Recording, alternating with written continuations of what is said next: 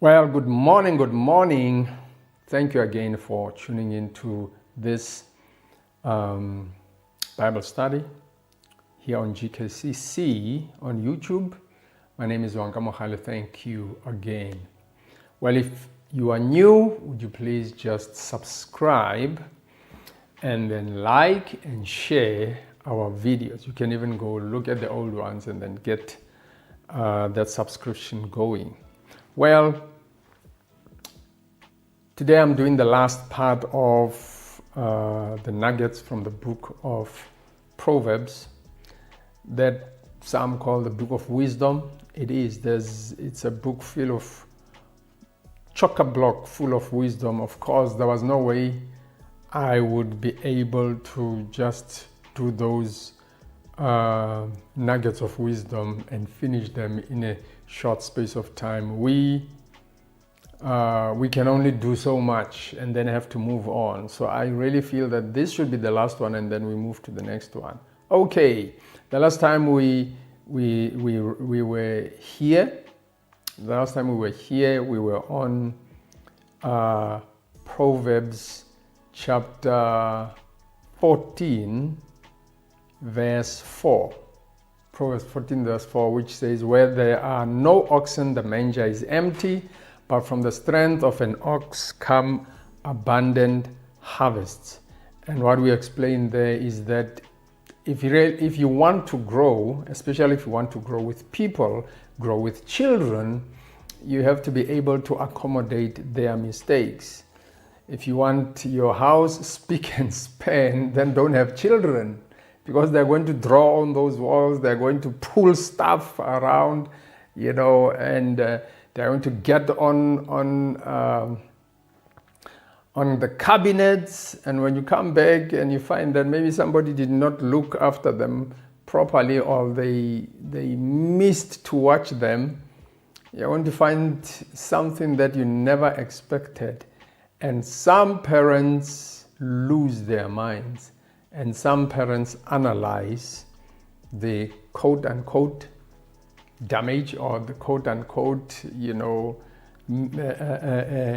disorder they have caused, and they are able to say, okay, we have an artist here, we have a musician here, we have a beauty queen here, we have a mechanic here, we have a fashion designer here, we have a cook here. Just looking at the mess, you are able to work out, okay, this is who we have here. Let's clean up and prepare the whatever it is that you are seeing for their future.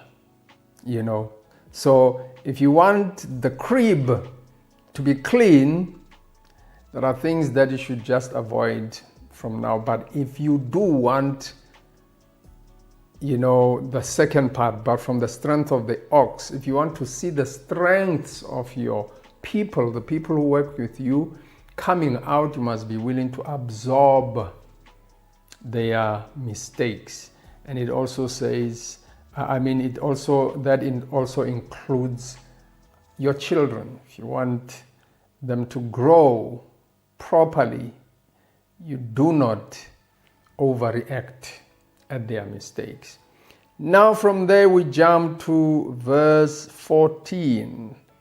Is it 12? I'm going to 12 in the New International Version. Then it says, "There is a way that appears to be right, but the end thereof leads to death." Now, you know what is interesting about that verse? It does not say which is that way. It doesn't explain. It just says there's a way, which initially appears to be right, but at the end it leads to destruction.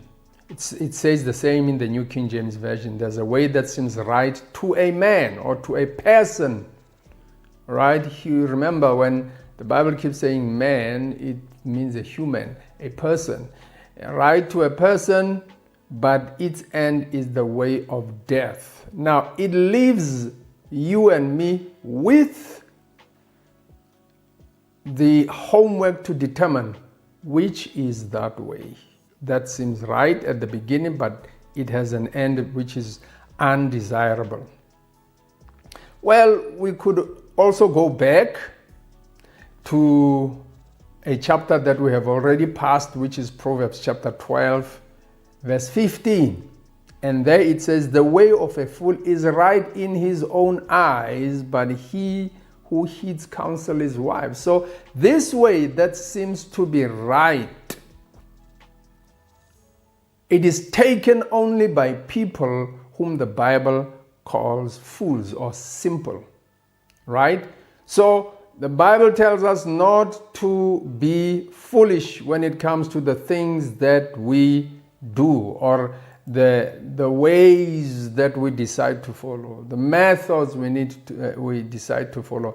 That is why you find a lot of times foolishness is among the young in spirit and also young in age. Those who are immature, that's why you find that they have a tendency, even with spiritual things, they have a tendency of acting in an immature way, or you could call it in a foolish way. Okay? So, you have to determine what is that way, which means that before you do, especially important things, before you do them, you need to ask yourself, what is going to be the outcome of this? Why am I doing this? And if you find that you do not know, exactly in which category that is going to fall, you don't become hasty to do whatever it is that you are not sure where it's going to lead you. Now, if you leave that verse, Proverbs 14:12, and you go to verse 15, okay? You leave 12, you jump to 15. Proverbs 14:15 says, the simple believe anything, or the foolish believe anything, right? But the prudent give thought to their steps, or they give thought to their ways. They give thought to their ways. Which means that this way that appears to be right, but has got an undesirable end, one of the ways of avoiding it, right, is to be prudent, and you think before you act. You think before you do. You think before you agree. That is how to get the way that leads to life. Now let's analyze this verse a little bit. The simple believe anything, but the prudent give thought to their steps or to their ways. It's one of those verses which, if you read it on the surface, the two parts that are supposed to be contrasting one another don't exactly make sense, because the first one talks about believing everything and the second one talks about steps. How do those correspond? You need to be able to synchronize the believing anything and the steps. Then you would be able to put it this way also, which would be correct. Okay, let me start with the bottom part. The prudent do not believe anything. That's why they do what? They give thought to their steps. They do not believe everything they think they should do, or everything they've decided to do is correct. They think it through. But the simple do not give thought to their steps. They do not give thought to their way of doing things. So there you're talking about being impulsive, right? So I'm spending a little bit of time here because this is very crucial, because it's how we live. We make decisions. We live from one decision to another, basically. You live from one decision to another. Where you are now, regardless of what time it is, the time from the time you woke up to the time at which you are now, it's just that we don't count, but you must have made many decisions. Decisions about what time to wake up, decisions about how fast to wash, decision about what to wear, decision about what to eat, a lot of decisions. So we live from decision to decision. But there are certain decisions which must be properly considered, especially those that impact our relationship with God, those that impact our future, those that impact our health, those that impact our relationships with people, those that impact our professional life, those that impact our spiritual life. We just don't become impulsive. So let's go back to that verse. It says the simple believe everything. What makes them simple? It's because they don't consider, they don't think about. And simple here, it really means simple. You know, simple things, easy is another word that we use, easy. Those that are easy to deal with. And those that take things easy. Those that are just simple. They don't think things through. You know, they do not process things properly. They believe anything. Those who are simple, they believe anything. But those who are prudent will not take a step until they've thought it through. The more important the step, the more time they will take before the more time they will take thinking before they do it.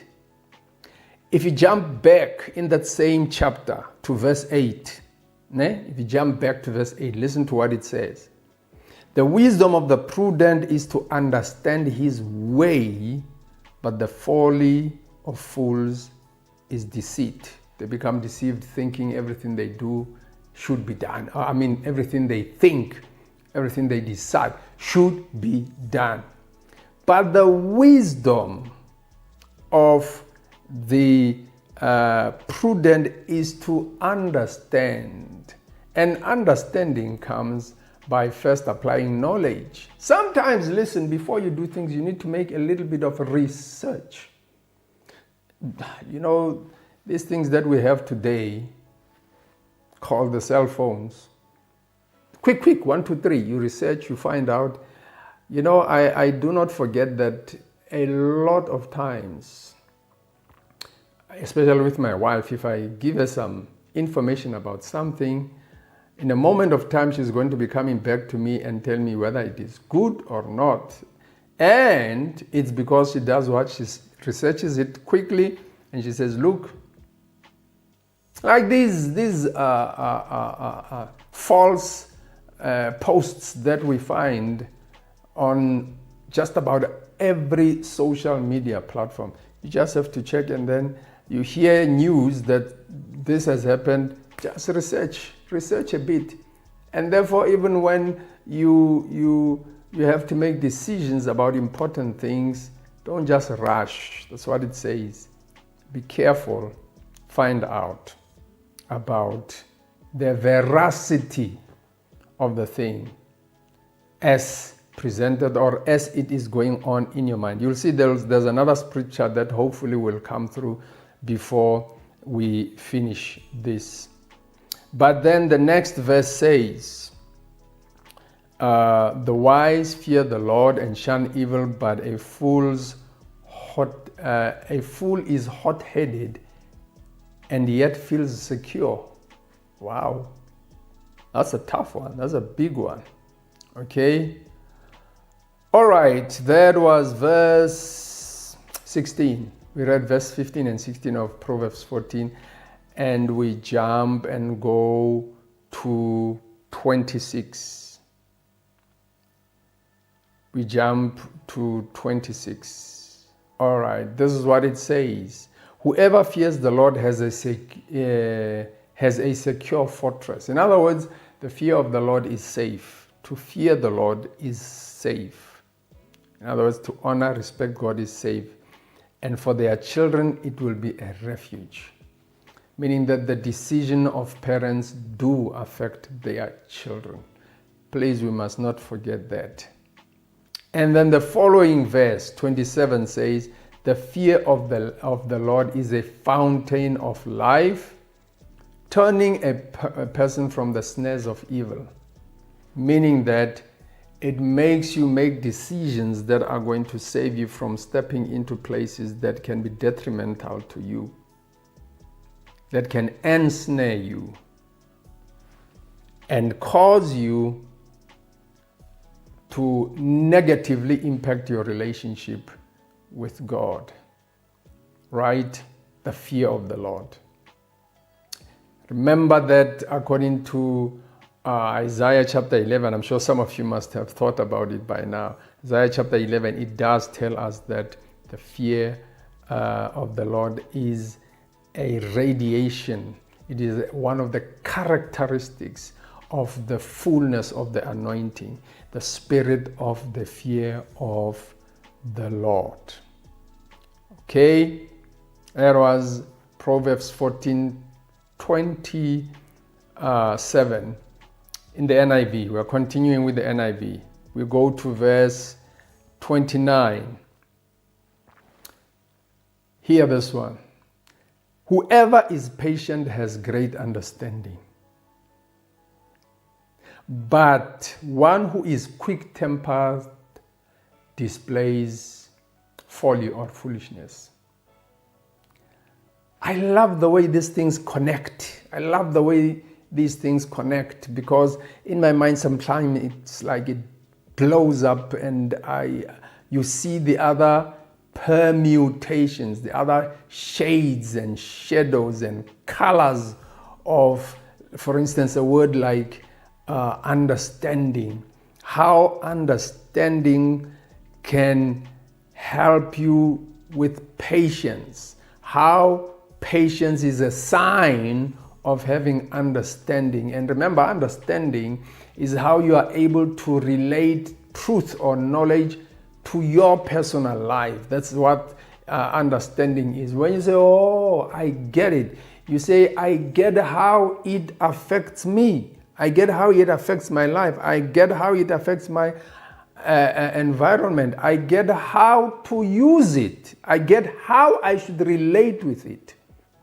Some of it would be stuff that I must avoid. Some of it would be stuff that I can embrace in my life. But it says whoever is patient has understanding. It is a person who is not just reacting. It is a person who knows how to respond to certain stimuli, things that stimulate you. There are others you allow, others you say no. The same verse is found in Proverbs 17:27. We are not going to get to chapter 17, but we can just read it out of this verse. It says, he who has knowledge spares his words, and a man of understanding is of a calm spirit. Can I read it to you again? He who has knowledge spares his words, and a man of understanding is of a calm spirit. What makes you calm is because you've got understanding. You understand how to respond when things are the way they are at that time. Okay? And then the following verse, which is verse 30, it says, a heart at peace gives life to the body, but envy rots the bones. Here we go again with those two thoughts that are supposed to be contrasting, but they don't seem, on the face of it, they don't seem to, openly contrast. But then you get that idea that if it says a heart at peace gives the body life, but envy, then that peace is connected to envy. It's connected to jealousy, because that's what envy is. Jealousy, meaning that if you do not allow jealousy to capture any kind, you don't allow it to capture your emotions and drive your life, you will have peace, and that peace will keep your body healthy. The opposite of it is also true. You can get just about, you can affect your body with sickness because you can't handle things like envy. It rots the bones. Not that literally rots, but it means make you sick. Causes sickness in the body. Wow, that's serious. So contentment, the contentment Paul speaks about, I think in Philippians 4, where he says, I can do all things through Christ who strengthens me. I've learned to be content in every situation. Contentment is healthy, or it's good for your health. Contentment is good for your health. Now here's another one that's very well known. I'm not going to spend time on it, but I will read it. Proverbs 14:34. Righteousness exalts a nation, but sin condemns any people.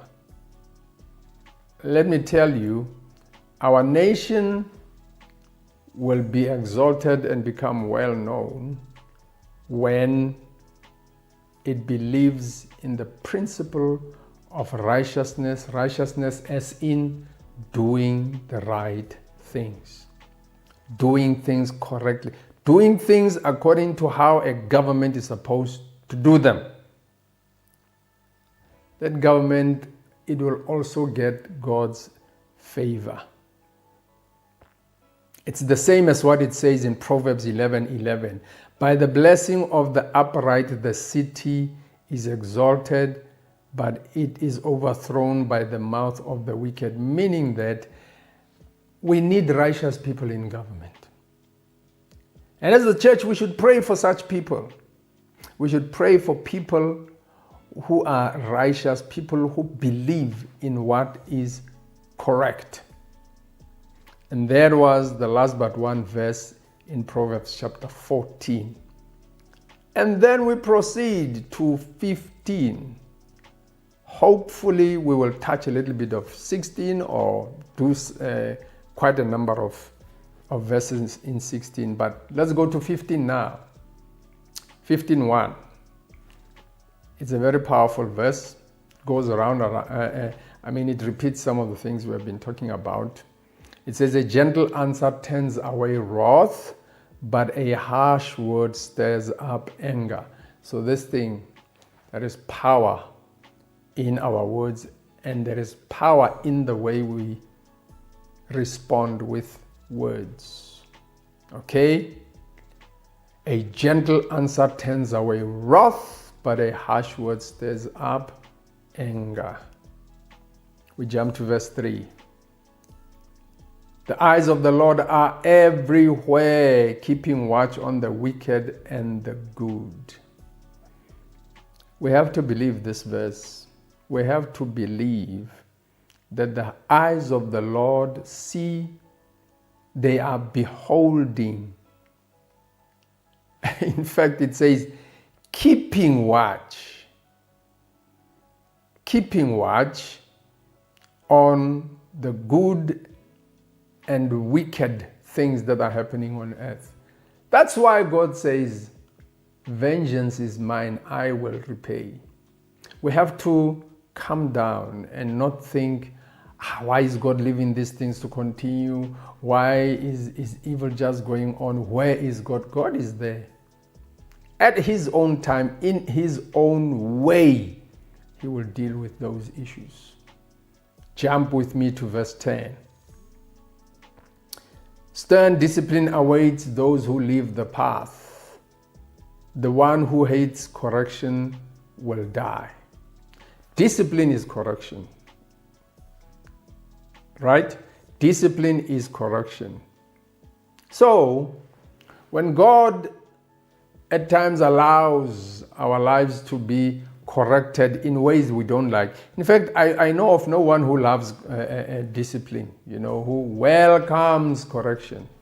But when we become corrected, we should be able to receive it as bitter as it is. Because, diet, some of the best food for the body, it's these bitter things. That's why the older you get, the more you force bitter food into your mouth, knowing that it is full of nutrients that are going to sometimes slow down or even over time reverse the damages that were caused by the foods that we call comfort foods. So we need to be able to understand the need to receive correction. Okay, verse 11.